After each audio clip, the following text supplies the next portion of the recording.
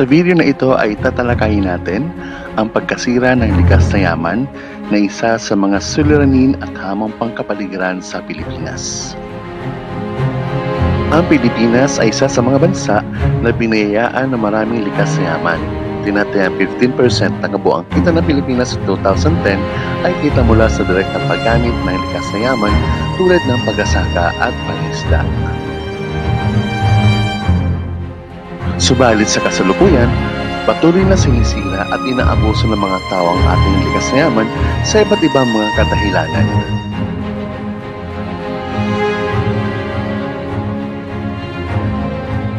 Ngayon ay alamin natin ang kalagayan ng ilan sa mga likas na yaman ng ating bansa.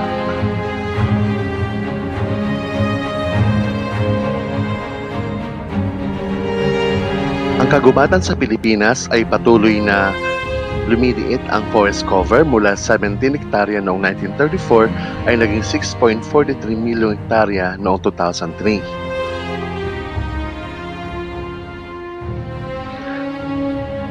Sa ating yamang tubig, patuloy ang pagbaba ng kabuang timbang ng mga nahuhuling isda sa 3 kilo bawat araw mula sa dating 10 kilo.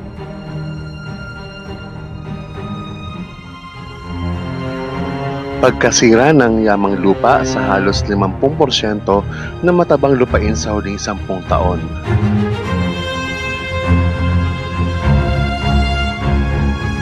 Ngayon ay isa-isahin natin ang mga dahilan ng pagkasira ng kagubatan sa Pilipinas. Una, ang deforestation. Ito ay tumutukoy sa matagalan o permanenteng pagkasira ng kagubatan dulot ng iba't ibang gawain ng tao o ng mga natural na kalamidad. Ang mga sumusunod ay mga dahilan ng deforestation sa Pilipinas.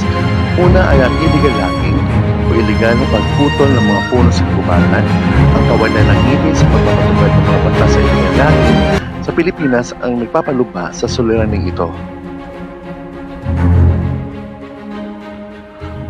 Pangalawa ay migration o paglipat ng puog panirahan.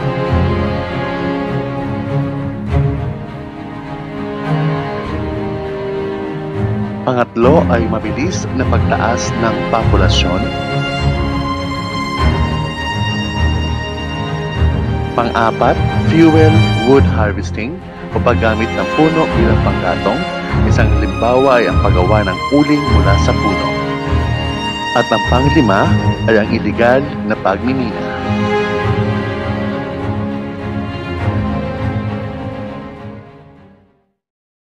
Ngayon ay alamin natin ang epekto ng mga gawain ng tao sa pagkasira ng ating likas na yaman. Una, sa illegal logging. Ang walang habas sa pagputol ng puno ay nagdudulot ng iba't ibang suliranin tulad ng pagbaha, soil erosion,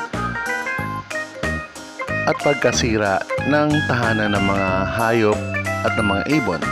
Sa katunayan, noong 2008 ay mayroong 221 species ng fauna at 526 species ng flora ang naitala sa threatened list ng National Economic Development Authority noong 2011.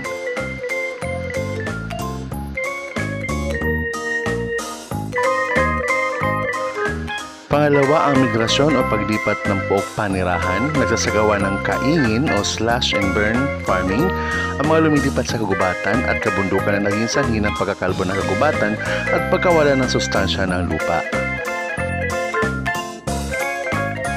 Pangatlo ay ang mabilis na paglaki ng populasyon. Ang mabilis na pagtaas ng populasyon ng Pilipinas ay nangangahulugan na mataas na demand sa mga pangunahing produkto kung kaya't ang mga dating kagubatan ay ginagawang mga plantasyon, subdivision, at mga paaralan. Pang-apat, ang fuel wood harvesting, paggamit ng puno bilang panggatong na naging dahilan ng pagputol ng mga puno sa kagubatan. Panghuli, ang iligal na pagmimina na nagdudulot ng panganib sa kalusugan ng tao at ng iba pang mga ninila sa kagubatan. Ngayon ay makikita nyo naman ang timeline ng mga batas, kautusan, programa at proyekto na isinagawa sa Pilipinas.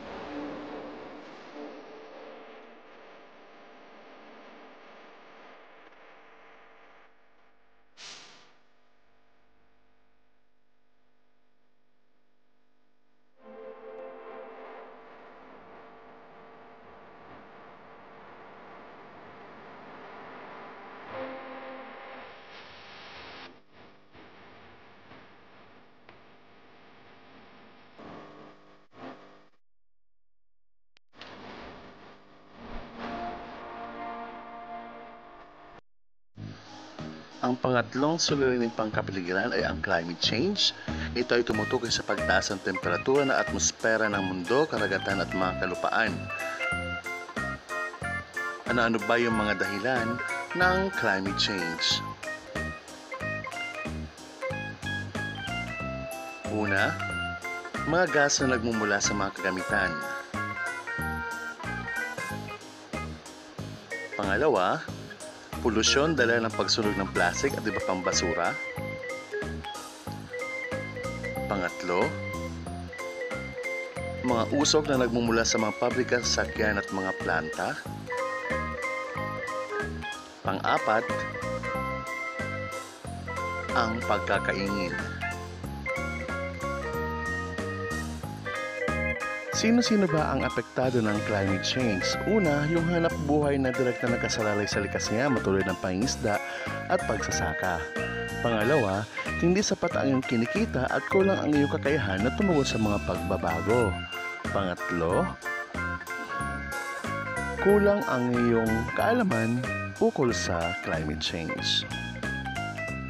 Ngayon, paano natin maiwasan ang epekto ng climate change? Gawing gabay ang mga sumusunod. Una, reuse o gamitin muli.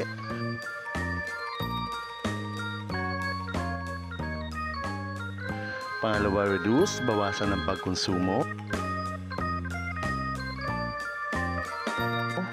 Pangatlo, recycle, pakinabangan muli sa ibang anyo. Resource conservation, magtipid sa paggamit ng pinagkukunang yaman. Makipagtulungan sa pag-asaayos sa mga kanalataan ng tubig.